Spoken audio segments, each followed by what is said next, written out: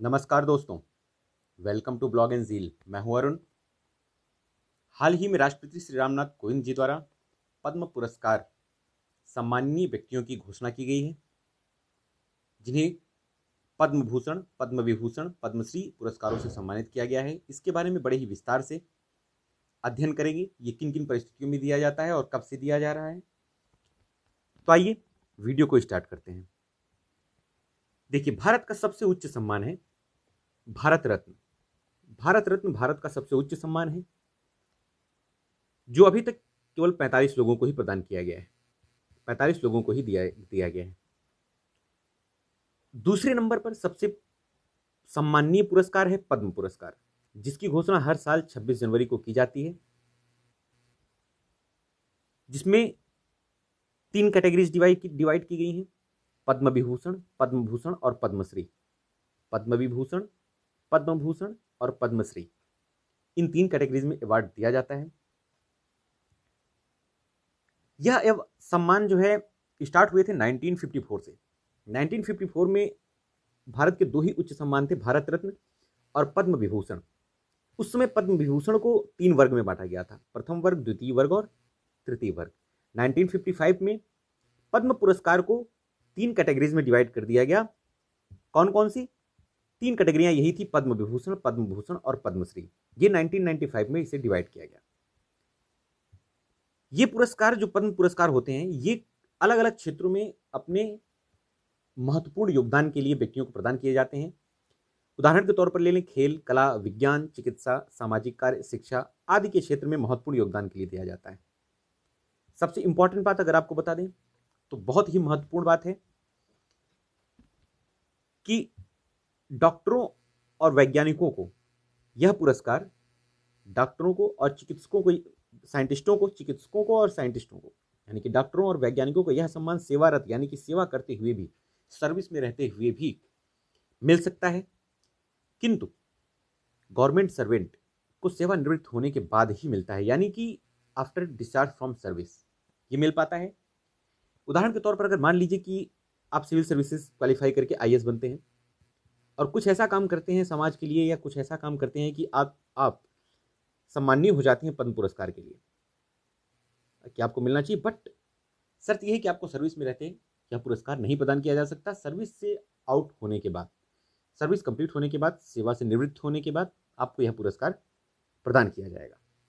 लेकिन डॉक्टरों और वैज्ञानिकों के केस में यह सर्विस में रहते हुए भी प्रदान किया जा सकता है। बहुत ही इंपॉर्टेंट बात, एमसीक्यू में आपसे पूछा जा सकता है, तो ये होता है आपके एग्जाम पॉइंट ऑफ व्यू से बहुत ज्यादा इंपॉर्टेंट। अगला देखते हैं। 2021 में भारत के राष्ट्रपति 2021 में भारत के राष्ट्रपति श्री रामनाथ कोविंद जी द्वारा टोटल 119 पद्म पुरस्कारों की घोषणा की गई है। टोटल 119, याद रखेंगे, इस बार टोटल 119 सम्मान पद्म पुरस्कारों की घोषणा की गई है, जिसमें से पद्म विभूषण की बात करें तो 7 पद्म विभूषण अवार्ड, पद्म भूषण की बात करें तो 10 पद्म भूषण अवार्ड सम्मान, और बात करें पद्मश्री की तो पद्मश्री की लिस्ट थोड़ी ज्यादा लंबी है, 102 102 लोगों को यह पुरस्कार प्रदान किया गया है, पद्मश्री पुरस्कार।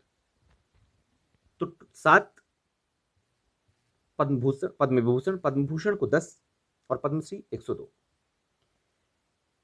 पद्म विभूषण पाने वाले व्यक्तियों की लिस्ट जो है 7 है, तो इनके बारे में हम बड़े ही विस्तार से देख लेते हैं। पद्म विभूषण, इनके नाम एग्जाम में जरूर पूछे जाएंगे आने वाले एग्जाम में। यूपीएससी, यूपीपीसीएस, स्टेट पीसीएस, सभी पीसीएस के लिए बहुत ज़्यादा इंपॉर्टेंट हो जाता है। पद्म विभूषण सम्मान से सम्मानित किया गया है शिंजो आबे को, जो जापान के पूर्व प्रधानमंत्री रह चुके हैं। इनको प्रदान किया गया है। इनके बहुत ही महत्वपूर्ण योगदान क्वाड क्षेत्र में, क्वाड एक ऑर्गेनाइजेशन है, 4 देशों का समूह है। क्वाड क्षेत्र में महत्वपूर्ण योगदान के लिए जापान के पूर्व प्रधानमंत्री शिंजो आबे को दिया गया है। शिंजो आबे को केवल भारत के सम्मानीय पुरस्कार से नहीं, बल्कि अन्य देशों के भी सम्मानीय पुरस्कारों से सम्मानित किया गया है। अगर बात करें दिसंबर 2020 की, तो यूएसए, यूनाइटेड स्टेट अमेरिका के राष्ट्रपति डोनाल्ड ट्रंप द्वारा इन्हें लेगिन ऑफ मेरिट सम्मान से सम्मानित किया गया था। लेगिन ऑफ मेरिट लेकिन अब मेरे 3 व्यक्तियों को सम्मानित किया गया था लेकिन ऑफ मेरिट से। कौन कौन थे? ये थे जापान के पीएम शिंजो आबे, भारत के पीएम श्री नरेंद्र मोदी और ऑस्ट्रेलिया के पीएम स्कॉट मॉरिसन। ये 3 व्यक्तियों को प्रदान किया गया था यूएसए का सबसे सम्माननीय पुरस्कार लीजन ऑफ मेरिट। क्लियर है? तो ये थे पद्म विभूषण, भारत की तरफ से पद्म विभूषण से सम्मानित किए जाने वाले पहले व्यक्ति। लिस्ट में इनका नाम सबसे पहले है। दूसरे नंबर पे है एसपी बालासुब्रमण्यम। एसपी बालासुब्रमण्यम को कला के क्षेत्र में मिला है। ये तमिलनाडु के रहने वाले हैं और इन्होंने कई लैंग्वेज में अपना गायन किया हुआ है, संगीत गाया है। कला के क्षेत्र में इनको पुरस्कार मिला है। तीसरे नंबर पे आते हैं डॉक्टर बिल्ले मोनप्पा। बिल्ले मोनप्पा हेगड़े। डॉक्टर हेगड़े को चिकित्सा के क्षेत्र में दिया गया है, जो कर्नाटक के रहने वाले हैं। इनके अद्वितीय योगदान के लिए, चिकित्सा के क्षेत्र में इनके अद्वितीय योगदान के लिए दिया गया है। बात करें डॉक्टर एसपी बालासुब्रमण्यम को, तो इनको मरणोपरांत मिला है। कोविड-19 पैंडेमिक के दौरान इनकी आकस्मिक मृत्यु हो गई थी। उसके बाद मरणोपरांत इन्हें प्रदान किया गया है। बात करें चौथे नंबर पे, लिस्ट में चौथे नंबर पे नाम है नरेंद्र सिंह कपानी का। नरेंद्र सिंह कपानी ये भारतीय मूल के यूएसए में वैज्ञानिक हैं, भारतीय मूल के हैं। विज्ञान और प्रौद्योगिकी के क्षेत्र में इन्हें दिया गया है। और जो हम आज की डेट में जो हाई स्पीड इंटरनेट यूज कर पा रहे हैं, ये इन्हीं की देन है। बात करें तो इन्हें फादर ऑफ ऑप्टिकल फाइबर भी कहा जाता है। Fibre optics, father of fibre optics भी कहा जाता है इन्हें। याद रखेंगे, father of fibre optics, father of fibre optics. Clear हुआ? नरेंद्र सिंह कपानी को फादर ऑफ फाइबर ऑप्टिक्स भी कहा जाता है। तो ये हम याद रखेंगे। एग्जामिनेशन पॉइंट ऑफ व्यू से ये बहुत ज़्यादा इंपॉर्टेंट हो जाता है हमारे लिए। आगे देखते हैं मौलाना वहीदुद्दीन खान। मौलाना वहीदुद्दीन खान को अध्यात्म के क्षेत्र में यह पुरस्कार दिया गया है, जो दिल्ली के रहने वाले हैं। इन्होंने अपना बहुत ही महत्वपूर्ण योगदान दिया और बहुत ही, ये पहले ऐसे मुस्लिम थे जिन्होंने राम मंदिर के सपोर्ट में अपनी बातें रखी थी। और भी इन्होंने कई आध्यात्म के क्षेत्र में इन्होंने कई योगदान दिए हैं, इसलिए इनको सम्मानित किया गया है पद्म विभूषण पुरस्कार से। आगे देखते हैं, लिस्ट में 6वें नंबर पे हैं बीबी लाल। बीबी लाल पुरातत्व विभाग के हैं। पुरातत्व के क्षेत्र में इन्हें दिया गया है, दिल्ली के रहने वाले हैं। बीबी लाल की बात करें तो बीबी लाल यूनेस्को में कई कमेटी में सदस्य के तौर पे भी काम कर चुके हैं। यूनेस्को की कई कमेटीज के सदस्य के तौर पे काम कर चुके हैं बीबी लाल। इन्हें मिला है पद्म विभूषण पुरस्कार से सम्मानित किया गया है। लिस्ट में अंतिम नाम है सुदर्शन साहू का। सुदर्शन साहू की बात करें तो कला के क्षेत्र में इन्हें दिया गया है। ये ओडिशा के रहने वाले हैं। ये बहुत ही अद्भुत कलाकार हैं। एक कला का नाम है श्री क्षेत्राश्री। नाम याद रखेंगे, आर्ट एंड कल्चर के लिए बहुत ही ज्यादा महत्वपूर्ण हो जाता है। श्री क्षेत्राश्री, श्री क्षेत्राश्री के मास्टर हैं ये। इस कला के लिए इन्हें सुदर्शन साहू जी को पद्म विभूषण पुरस्कार से सम्मानित किया गया है। तो ये हो जाता है हमारे एग्जामिनेशन पॉइंट ऑफ व्यू से बहुत ज्यादा इंपॉर्टेंट। क्लियर है? आगे देखते हैं। बात करें पद्म विभूषण पुरस्कार से सम्मानित, पद्म विभूषण की लिस्ट खत्म होती है पद्म भूषण पुरस्कार से सम्मानित व्यक्तियों की सूची के बारे में। तो इन्हें 10 व्यक्तियों को प्रदान किया गया है। 10 व्यक्तियों को, उनकी लिस्ट देख लेते हैं बारी बारी से। लिस्ट: कृष्णन नायर शांता कुमारी, क्षेत्र कला के क्षेत्र में केरल के रहने वाले हैं। तरुण गोगोई को मरणोपरांत मिला है जनसेवा के पब्लिक सर्विस के लिए, असम के रहने वाले हैं। चंद्रशेखर कंबारा साहित्य और शिक्षा के क्षेत्र में कर्नाटक के रहने वाले हैं। सुमित्रा महाजन को मिला है, बहुत ही ज़्यादा इंपॉर्टेंट हो जाता है, सुमित्रा महाजन को मिला है जनसेवा के लिए, मध्य प्रदेश में रहने वाले हैं। निपेंद्र मिश्रा को मिला है लोक सेवा के लिए, उत्तर प्रदेश के रहने वाले। रामविलास पासवान जी को भी मिला है, रामविलास पासवान जी को पब्लिक सेवा के लिए मिला है, बिहार के रहने वाले हैं।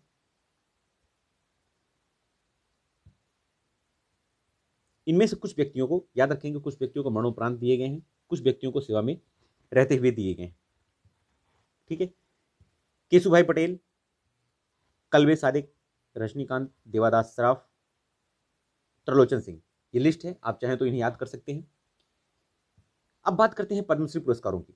पद्मश्री पुरस्कारों की लिस्ट थोड़ी सी लंबी है, टोटल 109 लोगों को प्रदान किया गया है पद्मश्री पुरस्कारों की।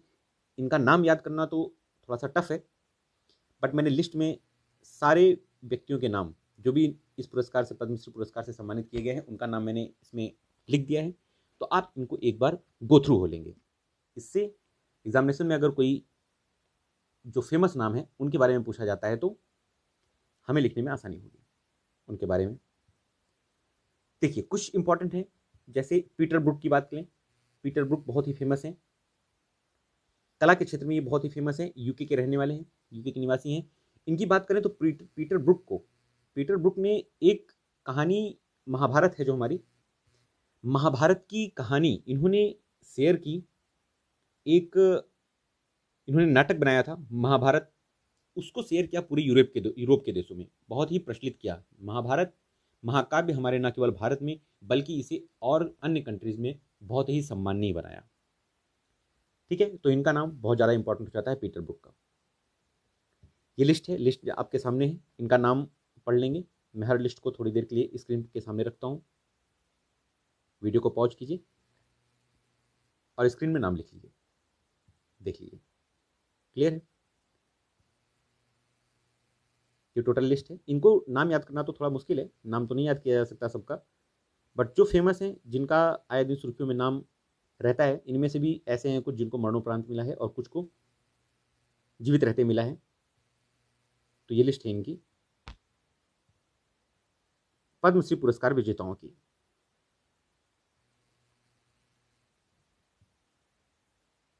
पद्मश्री पुरस्कार सम्मान से सम्मानित किए गए हैं ये व्यक्ति।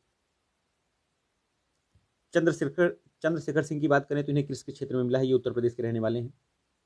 हिमाचल प्रदेश के रहने वाले हैं करतार पारस राम सिंह, कला के क्षेत्र में मिला है। करतार सिंह को मिला है कला के क्षेत्र में, ये पंजाब के रहने वाले हैं। ये लिस्ट है टोटल 109 व्यक्तियों की जिन्हें पद्मश्री पुरस्कार से सम्मानित किया गया है। अपनी प्रतिक्रिया जरूर दीजिएगा। आज का वीडियो कैसा लगा? चैनल को लाइक, शेयर और सब्सक्राइब करना ना भूलें।